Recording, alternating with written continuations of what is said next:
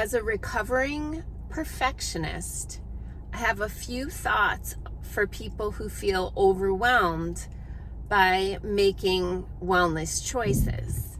Hey, I'm Dr. Patty Barch. I'm a traditional naturopath, founder and owner of Naturally Unbridled Wellness and naturallyunbridled.com, where we focus on wellness solutions, not disease management. This is Down the Ridge with Dr. Patty, where I give you 7 to 10 minutes of holistic life and wellness information on my way to work.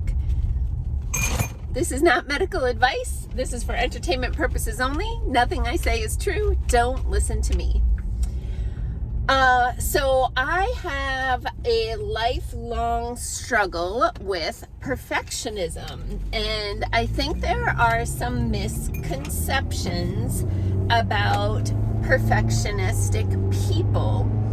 A lot of people think that perfectionists think they're better than everybody else, when in fact, perfectionists have such an aversion to criticism and such a need for approval that they strive to get everything right. I can tell you the moment where I decided to no longer be a perfectionist.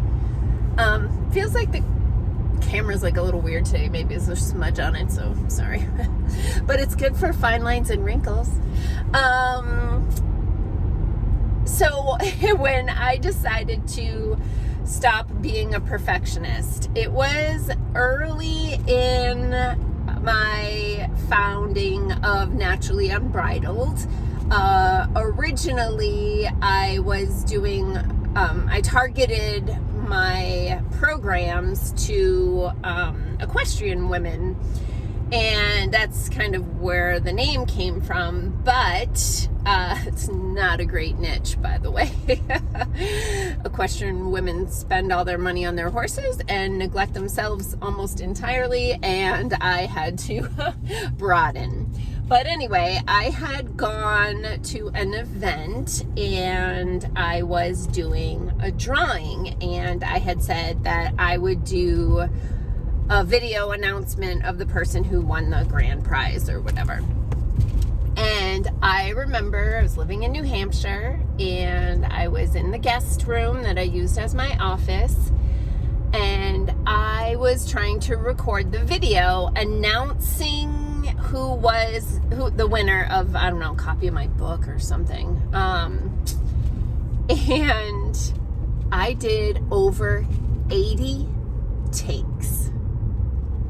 Over 80 takes for a simple, like, 1-minute video announcing who the winner was.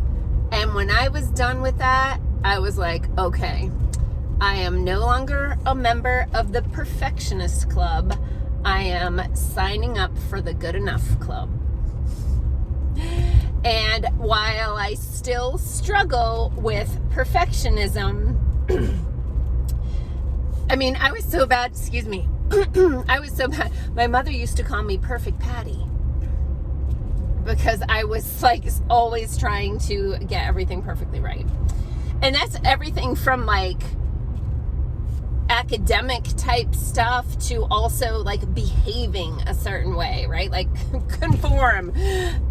If you know me now, that ain't me anymore, man. I do not conform. So then I joined the Good Enough Club, and it's really more of a do the best you can with what you have where you're at club. And so I think that a lot of people, when they want to start getting healthy, they feel overwhelmed by all the things. And so I want to encourage people who are looking to make positive changes and positive choices when it comes to health and wellness. I want to encourage those people to just move forward, take small steps, and don't feel like every single day is going to be progress. You're going to have a day that you're either in a plateau and you make no progress, or you're going to have a day where you take a step backwards. That happens, and it's okay. But I think that it gets so overwhelming because we have access to a crap ton of information that would have been difficult to come by 20 or 30 years ago. So because we have access to all the information on household cleaning products, personal care products, gardening products, food additives, right? Like all the things, because we're like, oh God, now I can't use aluminum foil. Oh God, now I can't use antiperspirant. And now I can't use Windex. And now I have to buy organic chickpeas to learn how to make the hummus that I never had before, right? All of the things. So just do, like I've said before, like just when I started getting healthy, I would go to the grocery store, I would go to the produce department, I would find something that I'd never had before, and I would buy it, and I would go online and I would learn how to eat it. So pick a thing, right? You're running out of deodorant next time, like you need to buy one. That's when you are like, okay, it's time to change my deodorant.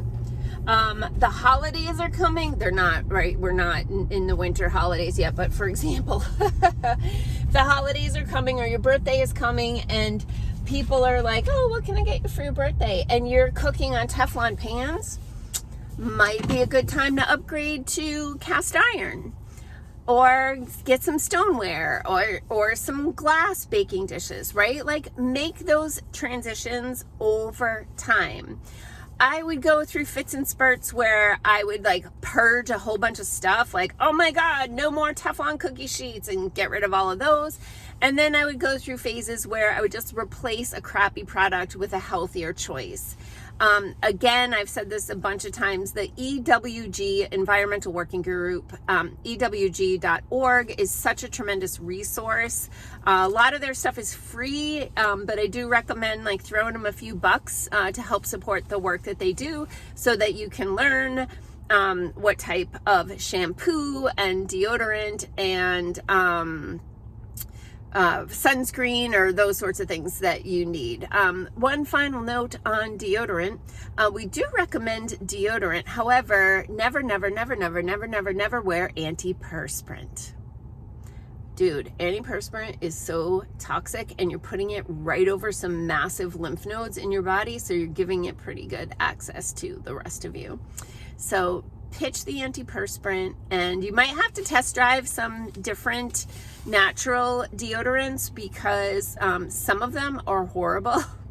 I've had natural deodorants where it makes me stink more than if I didn't wear any deodorant at all. It's like bacteria food. So you just gonna have to play with it because people have different body chemistry too.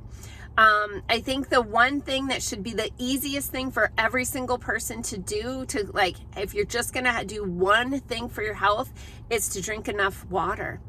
And you know, then that goes down the rabbit hole of what kind of water and tap water and well water and all the problems. Like, get yourself a filter and do the best you can. And I just got an alert on my phone that there was yet another solar flare. Like, you guys, the sun isn't quitting.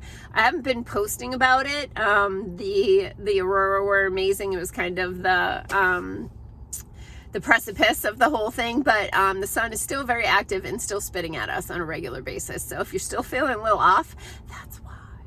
Oh, I gotta get going. I gotta get to the gym. Peace out, peeps. Have a healthy day.